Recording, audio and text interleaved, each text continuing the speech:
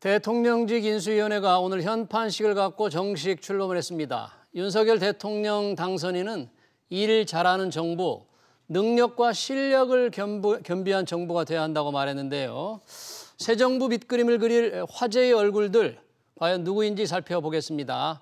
최창렬 용인대 교수 나오셨습니다. 교수님 어서 오십시오. 안녕하세요. 반갑습니다. 네. 자, 지금 인수위 이제 오늘 현판식도 갖고 출범을 했는데 인수위와 관련되긴 합니다만 저희가 지금 화제 이 대통령 집무실 용산으로 갈 건가 지금 왔다 갔다 하고 있는데 교수님 어떻습니까? 지금 용산으로 잡힌 것 같습니까? 아니 완전하게 결정되진 않은 것 같아요. 예. 지금 이제 광화문제 정부청사가 여러 가지 경호나 보안 문제 때문에 어렵다라는 것 때문에 이제 거기는 이제 완전히 이제 배제했고, 그리고 이제 광화문 청사는 광화문 청사인데 이제 외교부 청사가 있잖아요 지금. 네, 외교부 청사. 정부 청사 말고. 정부 서울 청사 정부 청사 말고. 이제 배제됐고 외교부 청사가 외교부. 있고 지금 이제 국방부 청사 이제 용산에. 용산. 두 군데 중에 한 곳으로 결정되고 갔긴 합니다. 그런데 청와대에서 어쨌든 나오긴 나온다. 그러니까 하여튼 5월 10일 날 첫 집무를 시작하는데 적어도 지금의 청와대는 아닐 것이다라고 이제 김은혜 대변인이 얘기를 했단 말이에요. 인수위에서 얘기를 하고 있는 상황인데 지금 국방부 청사 이제 보안이나 경호 이런 건 용이하게 되게 있겠죠. 군인 국방부가 이제 소재지였고 합참도 같이 있고 그 자체가 하나의 요새라는 거 아니에요? 거기에 좀 군사시설이니까 거기 이제 지하 벙커도 다 있고 헬기장 다 있고 그러니까 지금 이제 청와대에 헬기장과 벙커가 있는데 만약에 정부 청사나 외교부 청사 쓰게 되면은 여전히 이제 청와대의 그 헬기장과 지하 벙커를 이용해야 되는 거니까 청와대를 온전하게 시민들에게 돌릴 수 없다라는 얘기잖아요. 그래서 일단은 나오긴 나온다는 얘기인데 국방부 청사가 이제 그런 장점이 있는데 그리고 일단 용산 거기 아직 미군 기지가 다 반납은 안 됐습니다만 거기를 차차 반환 받아가지고 거기 공헌하고 시민들과 소통한다 이런 얘기입니다. 그런데 국방부와 합참을 분리하는 문제도 있고 다른 부분과 달라서 군인들 군사의 그 요새화되어 있는 지역이나 마찬가지이기 때문에 그 부분에 대해서 상당히 예민한 부분이 있는 것 같아요. 그건 좀 두고 봐야 될 것 같은데 오늘 내일 금요일간 결정이 내려지겠죠.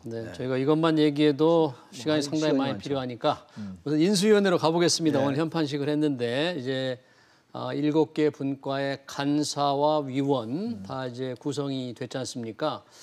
교수님 보시기에 전체적인 인물들의 어떤 총평, 특징, 색깔, 구성의 어떤 특징, 특장점 어떻게 보십니까? 글쎄요, 지금 대체로 언론에서 서오남이다 이런 얘기를 하더라고요. 서오남. 서가 이제 서울 출신도 되고 서울대 출신이 많다는 거, 서울대도 되고 서울대 출신도 서울 되고 또는 서울대의 서.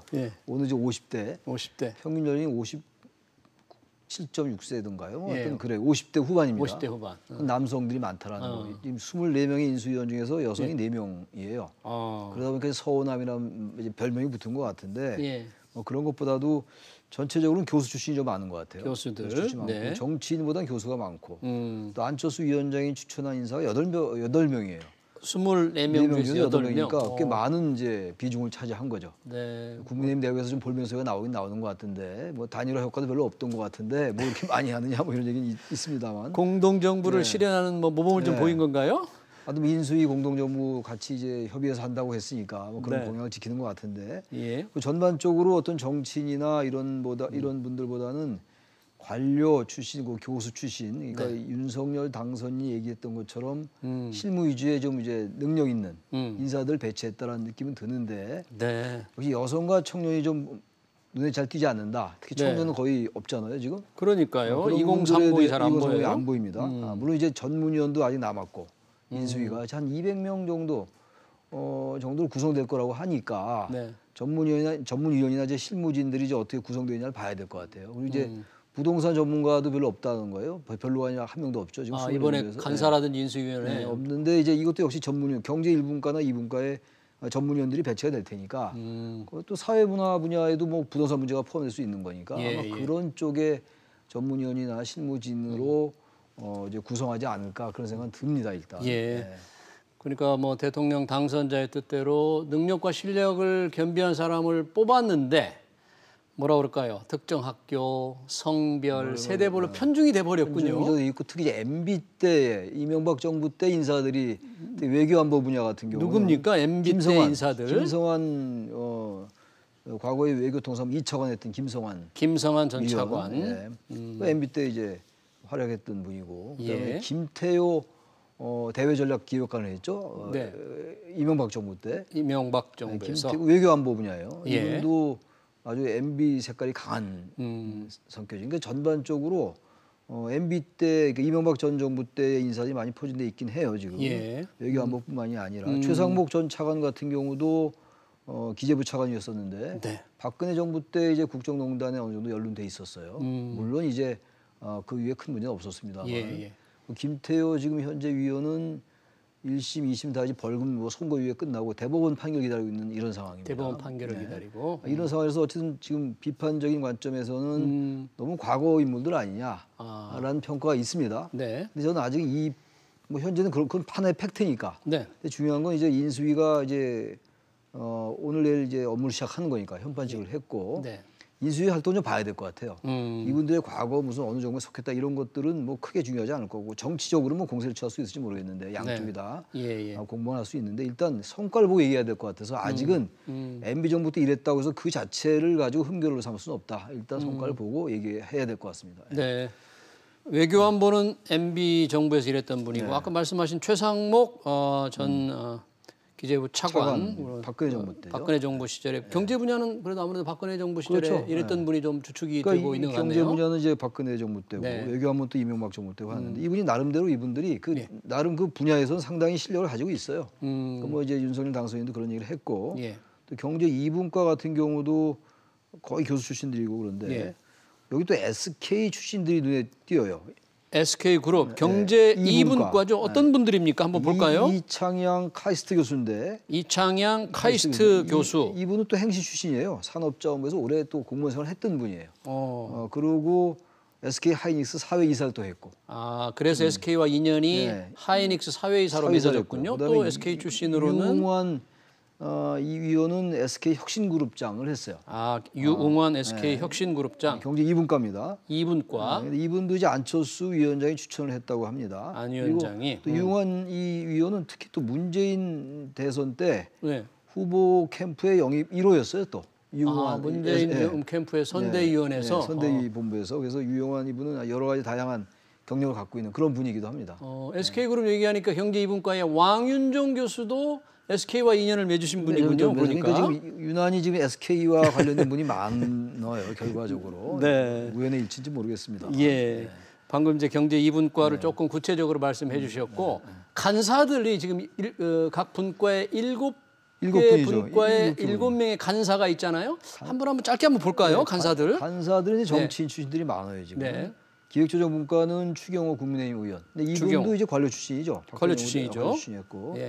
그다음에 정무사법행정관사는 이용호 국민의힘 의원인데 이용호 의원 이분이 민주당에 있다가 이제 탈당해서 무소속 됐다가 민주당에 들어가지 않고 이제 국민의힘에 입당해서 현재 의원이거든요. 이분은 이제 정무사법행정관사예요. 언론인 출신이고. 그다음에 이제 외교안보 분과관사는 아까 잠깐 얘기 나눴던 김성환 전 MB 시절에 2차관을 했던 분. 외교통사무 2차관 했던 분이고.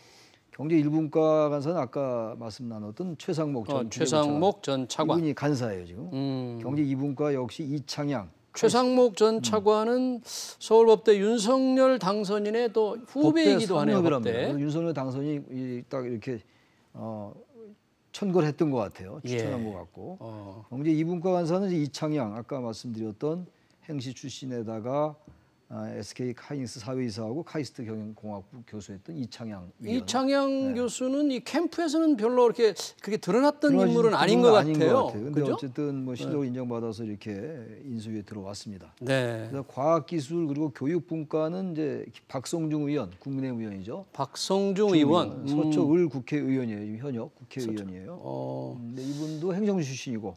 이분이 과학기술 쪽에 전문성이 좀 있나요? 행시 출신인데 행정안전위원회라든지 뭐 이런 데 근무를 했고 과학기술정보통신위원회 이런 쪽에 상임위원회로 있었기 때문에 나름대로 이제 뭐 역할할 수 있다고 본 것 같고 특히 이제 간사들이 좀 정치인들 많이 배치했잖아요. 그러네요. 위원들에 비해서는 주경호, 이용호, 박성중 이런 분들이 다 정치 현역들이고 사회복지문화분과관사는 이제 이미자 현재 국회의원인데 국민의힘 소속입니다. 이미자. 이미자 노총 출신이거든요. 한노총 출신이죠. 한국노총 출신이고 이분이 아마 그래서 또 환경노동위원회 간사도 했고 아마 그래서 이제 정치적인 색깔도 가미해서 네. 인수위의 사회복지문화분과의 간사로 이제 발탁이 된 것 같습니다. 아, 그렇군요. 네. 한노총 출신이어서 노동개혁을 뭔가 이 노동시장 유연화 쪽으로 정책을 추진하기는 또 쉽지 않아 보이네요. 한노총의 어떤 그렇겠죠, 아무래도. 의식을 좀 할 것 같은데요. 네. 자, 7개 분과의 간사들과 함께 일할 위원 중에서 조금 주목되는 분들 좀 설명해 주실까요? 위원 중에서. 위원중에서는 글쎄요, 제가 아까 말씀드린 이제 그런 분들이에요. 최상목 전 차관이라든지 김태호, 네. 김태효죠. 김태효 전 이제 대외전략기관 그렇죠. 현재 성균관대 교수인데. 네. 그리고 과학기술교육 분야에서도 김창경, 뭐 남기태 이런 분들 다 대학 교수들인데. 네. 이런 분들은 상당히 전문성을 인정받아서 인수위원이 된 것 같아요. 그리고 김창경 교수가 이 디지털 플랫폼 정부에 무슨 뭐 안을 짰다고 그럽니다. 하던 분 같아요. 순대 본부에서 역할 좀 했던 것 같고요. 예. 이태규 의원은 이제 뭐 당연히 국민의당 소속인데 이태규 의원은 기획조정위원회 이제 위원으로 이제 들어왔습니다. 그렇군요. 또 최종학 교수 같은 경우도 안철수 위원장이 기획조정위원인데 서울대 경영학과 교수 최종학 교수도 이제 안철수 위원장이 추천을 했다고 그러니까 안철수 위원장이 상당히 8명이나 추천했으니까 많이 추천한 거죠. 그러네요.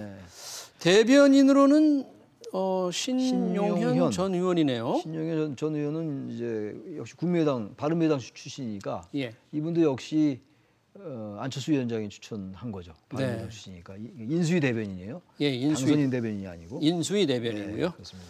그렇습니다. 그리고 저희가 이제 간사와 위원을 좀 받고 이 또 정책 특보도 몇 분이 임명이 되셨죠? 그 정책 특보도 역시 이제 그 보수 정부 때 인사들이에요. 강석훈 교수, 김현숙 교수 이런 분들 다 이제 박근혜 정부 때 일을 했던 분들이고 굉장히 이름을 많이 들었던 분들이잖아요. 그러네요. 강석훈 청와대 경제수석 하셨던 분이고 김현숙 복지수석.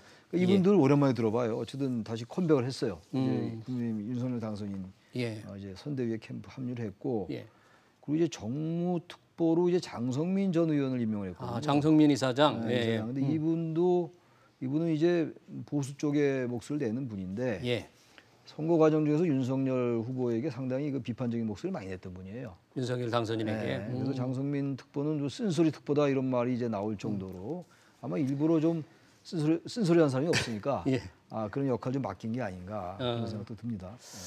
또 특별 고문도 한 7분이 임명이 됐던데 어떤 분들인가요? 임태희, 윤준식, 이석준 이런 분들인데 임태희는 위원은 특별 고문, 이분은 이제 전 이명박 대통령 비서실장 출신이고 윤준식 고문도 산자부 장관 출신이고요. 이석준 고문은 이제 국무조정실장. 그러니까 이게 이명박 박근혜 때 역할했던 분이 많이 보여요. 박복윤 고문은 뭐 중앙일보 대기자 출신. 김용환 고문이 아마 다 우리가 아는 것처럼 바른미래당 출신이고 지난 그 이재명 후보에 상당히 나를 많이 세웠던 그런 정치인이고 이동관 고문도 이제 이명박 정부의 대변인 홍보수석 하셨죠?